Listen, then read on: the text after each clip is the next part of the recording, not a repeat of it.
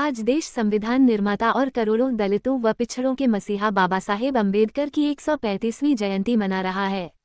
मध्य प्रदेश के महू में 14 अप्रैल 1891 को जन्मे बाबा साहेब अम्बेडकर अपने जमाने के सबसे पढ़े लिखे व्यक्तियों में से एक थे। डॉक्टर अम्बेडकर एक महान राजनीतिक नेता, दार्शनिक, लेखक, अर्थशास्त्री, न्यायविद, बहुभाषाविद, धर्म दर्शन के विद्वान और एक समाज सुधारक थे, जिन्होंने भारत में अस्पृश्यता और सामाजिक असमानता के उन्मूलन के लिए अपना जीवन समर्पित कर दिया। 14 अप्रैल को डॉक्टर बी.आर. अम्बेडकर की जयंती होती है और इस दिन को भीम जयंती, अम्बेडकर स्मृति दिवस, समानता दिवस के रूप में भी मनाया जाता है।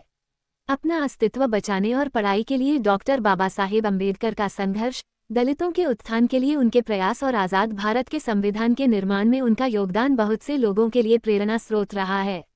साल 1953 में राज्यसभा में जब संविधान संशोधन को लेकर बहस चल रही थी, तब बाबा साहेब राज्यपाल की शक्तियां बढ़ाने के मुद्दे पर अड़े थे। अल्पसंख्यकों के हितों की रक्षा पर भी वह अडिग थे। इस बहस के दौरान बाबा साहेब ने कहा कि छोटे तबके के लोगों को हमेशा डर लगा रहता है कि बहुसंख्यक उन्हें नुकसान पहुंचा सकते हैं। उन्होंने कहा था, मेरे मित्र मुझसे कहते हैं कि संविधान मैंने बनाया है। मैं बताना चाहता हूं कि इसको जलाने वाला पहला इंसान भी मैं ही होऊंगा। मुझे इसकी कोई ज़रूरत नहीं है क्योंकि ये किसी के लिए भी अच्छा नहीं है। ये किसी के लिए भी ठीक नहीं है। कई लोग इसे लेकर आगे बढ़ना चाहते हैं, पर यह भी याद रखना होगा कि एक ओर बहुसंख्यक हैं और दूसरी ओर अल्पसंख्यक। बहुसंख्यक ये नहीं कह सकते हैं कि अल्पसंख्यकों को महत्व नहीं दें। ऐसा करने से लोकतंत्र को ही नुकसान होगा। दरअसल बाबा साहेब लोकतंत्र में अल्पसंख्यकों के अधिकार को लेकर बेहद सजग थे। वे बहुसंख्यकों द्वारा अल्पसंख्यकों के अधिकार को किसी भी तरह से हड़पने के सख्त खिलाफ थे। उपरोक्त बयान की सफाई बाबा साहेब से 2 साल बाद दी थी।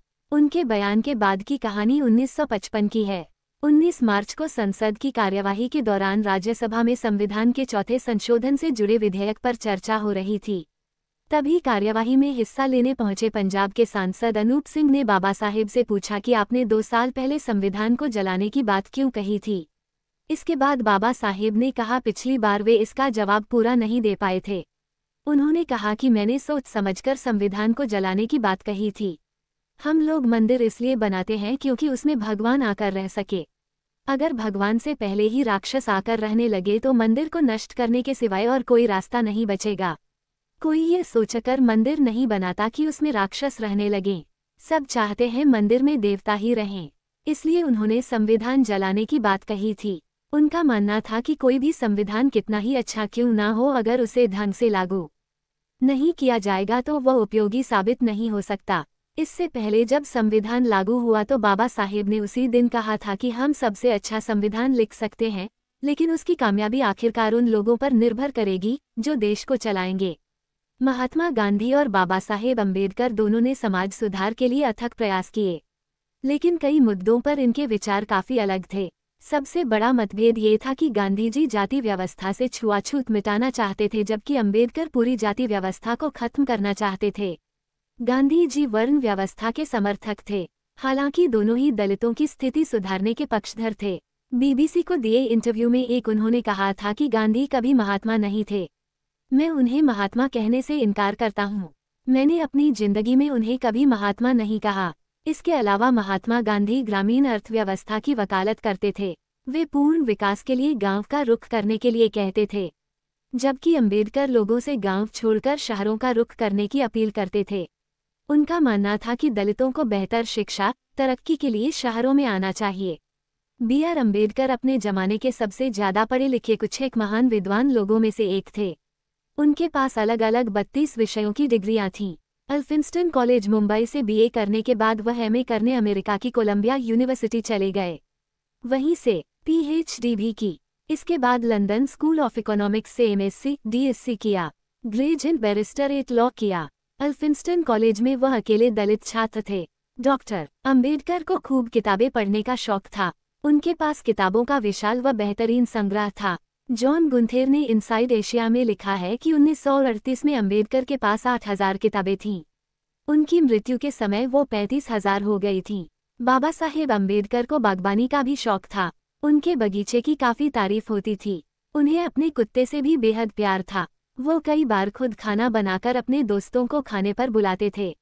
अंबेडकर के पूर्वज ब्रिटिश ईस्ट इंडिया कंपनी में सैनिक थे। पिता ब्रिटिश इंडियन आर्मी में सूबेदार थे। इस वजह से भी अंबेडकर को स्कूल में पढ़ने का मौका मिला। उस समय एक दलित और अछूत मानी जाने वाली जाति के बच्चे के लिए स्कूल जाकर पढ़ना संभव नहीं था। अंबेडकर को स्कूल में अन्य बच्चों जितने अधिकार नहीं थे, उन्हें अलग बैठाया जाता था। वो खुद पानी भी नहीं पी सकते थे। ऊंची जाति के बच्चे ऊंचाई से उनके हाथों पर पानी डालते थे।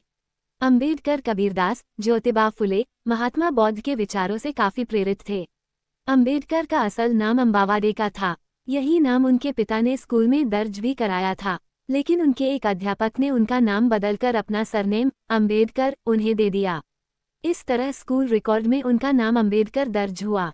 बाल विवाह प्रचलित होने के कारण 1906 में अंबेडकर की शादी 9 साल की लड़की रमाबाई से हुई।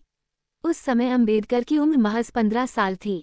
डॉक्टर अंबेडकर के लिए अमेरिका में पढ़ाई करना बड़ौदा के गायकवाड़ शासक सयाजी राव तृतीय से मासिक स्कॉलरशिप मिलने के कारण संभव हो सका था।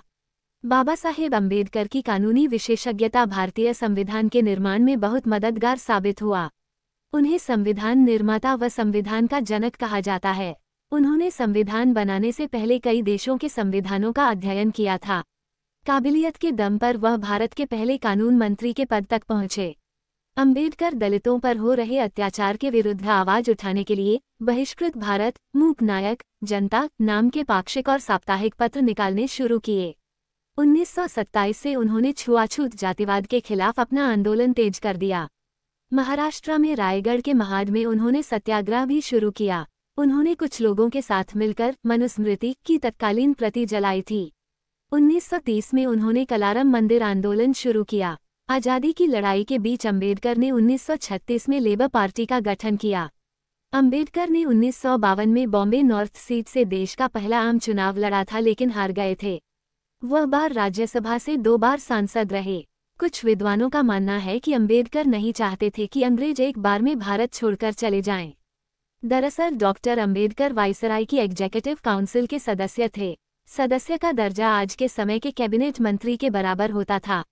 जानकारों के मुताबिक उन्हें लगता था कि वह इस पद पर रहते हुए दलितों के भले के लिए कई अहम कार्य कर सकते हैं, जो कि अंग्रेजों के भारत छोड़ने के बाद नहीं किए जा सकेंगे। सन 1951 में उन्होंने हिंदू कोड बिल संसद में पेश किया। डॉक्टर अंबेडकर का मानना था कि सही मायने में प्रजातंत्र तब आएगा जब महिलाओं को पैतृक संपत्ति में बराबरी का हिस्सा मिलेगा और उन्हें पुरुषों के समान अधिकार दिए जाएंगे। संसद में अपने हिंदू कोड बिल मसौदे को रोके जाने के बाद अंबेडकर ने मंत्रिमंडल से इस्तीफा दे दिया। संघर्ष की यात्रा के दौरान बाबा साहेब कई बीमारियों से जूझते रहे थे। वो डायबिटीज, ब्लड प्रेशर, न्यूराइटिस और आर्थराइटिस जैसी लाइलाज बीमारियों से पीड़ित थे। डायबिटीज के चलते उनका शरीर बेहद कमजोर हो गया था। गठिया की बीमारी के चलते वो कई रातों तक बिस्तर पर दर्द से परेशान रहते थे। 14 अक्टूबर 1956 को अंबेडकर और उनके समर्थकों ने पंचशील को अपनाते हुए बौद्ध धर्म ग्रहण किया। वो हिंदू धर्म के कई तौर तरीकों से काफी दुखी हो गए थे। 6 दिसंबर 1956 को अंबेडकर की मृत्यु हो गई। जब संविधान लागू हुआ तो बाबा साहब ने उसी दिन कहा था कि हम सबसे अच्छा संविधान लिख सकते हैं, लेकिन उसकी कामयाबी आखिरकार उन लोगों पर निर्भर करेगी जो देश को चलाएंगे। नागपुर जिले के चिचोली गांव में डॉक्टर अंबेडकर वस्तु संग्रहालय शांतिवन में उनके निजी उपयोग की वस्तुएं रखी हैं। संग्रहालय के केंद्रीय कक्ष में उनकी अस्थियां रखी हुई हैं। 2 बार लोकसभा चुनाव हारे भारत के संविधान निर्माता बाबा साहब अंबेडकर ने आज़ादी के बाद 1952 में भारत का पहला लोकसभा चुनाव लड़ा था। वे महाराष्ट्र की उत्तरी मुंबई सीट से चुनाव लड़े थे, लेकिन वे हार गए। इसके बाद 1954 में बंडारा लोकसभा के लिए हुए उपचुनाव में भी अंबेडकर खड़े हुए, लेकिन फिर हार गए। अंबेडकर जयंती 14 अप्रैल का दिन भारत में राष्ट्रीय अवकाश नहीं होता है। केंद्र सरकार इस दिन को सार्वजनिक अवकाश घोषित करती है, इस बार भी किया है। सभी राज्य सरकारें अलग से अपने अपने राज्य के लिए अवकाश का ऐलान करती हैं। 1938 में कांग्रेस ने अस्पृश्यों के नाम में परिवर्तन करने वाला एक विधेयक पेश किया। डॉक्टर अंबेडकर ने इसकी आलोचना की। उनका दृष्टिकोण था कि नाम बदलना समस्या का समाधान नहीं है। Doctor B.R. अंबेडकर की पुण्यतिथि पूरे देश में महापरिनिर्वाण दिवस के रूप में मनाई जाती है। 1954 में काठमांडू, नेपाल में डॉक्टर बाबा साहेब अंबेडकर को जागतिक बौद्ध धर्म परिषद में बौद्ध भिक्षुओं द्वारा बोधिसत्व की उपाधि से सम्मानित किया गया। खास बात यह है कि डॉक्टर अंबेडकर को जीवित रहते हुए ही बोधिसत्व की उपाधि से सम्मानित किया गया। इसके अलावा बाबा साहेब ने भारतीय रिजर्व बैंक की स्थापना में भी महत्वपूर्ण भूमिका निभाई। इस केंद्रीय बैंक का गठन बाबा साहेब द्वारा हिल्टन यंग कमीशन को प्रस्तुत की गई अवधारणा के आधार पर किया गया था।